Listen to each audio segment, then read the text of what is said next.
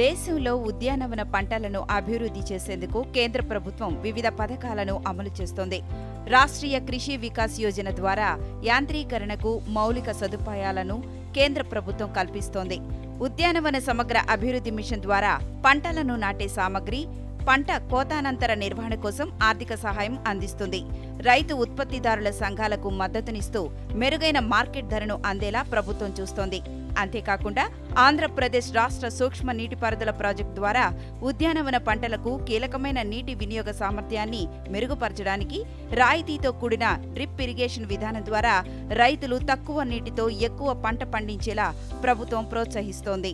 Power టిల్లర్లు, power వీడర్లు, అలాగే మనకి mini tractors, మల్టీక్రాప్ testers, ఈ 5 ఐటమ్స్ మనకి రావడం జరిగింది. ఎస్సీటీఎస్ఎస్లోని ఇంకో రకమైన స్కీము పసుపు సమగ్ర అభివృద్ధి పథకం కింద ఇంకోటి తీసుకురావడం జరిగిందండి. ఇది 7,93,00,000తోని ఇది ఇంప్లిమెంటేషన్ 2026-27 గాను మనం ప్రణాళిక సిద్ధం చేసాం.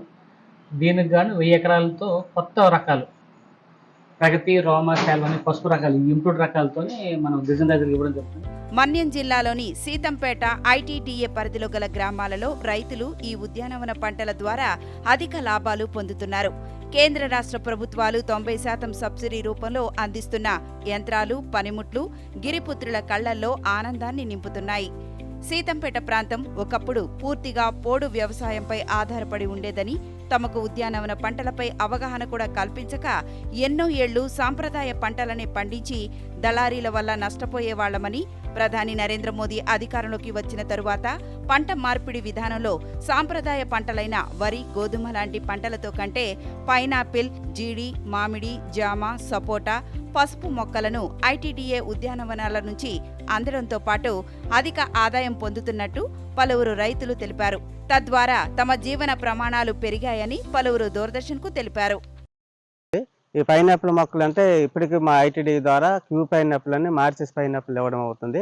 ఇంతకుముందు మాకాడ నాటు రకం ఉండేవి, అది ఏంటంటే ఆ స్టోరేజ్ అనేది ఉండకపోయేది, 2-3 రోజుల్లోగా పండిపోయేది. ఇప్పుడు వచ్చినటువంటి రకాలు కూడా చూసుకుంటే 10, 15, 20 రోజుల వరకు స్టోరేజ్ ఉంటుంది. దీని ద్వారా మా రైతులకి ఎంతో ఉపయోగపడుతుంది. మార్కెటింగ్ అనేది బాగుంది.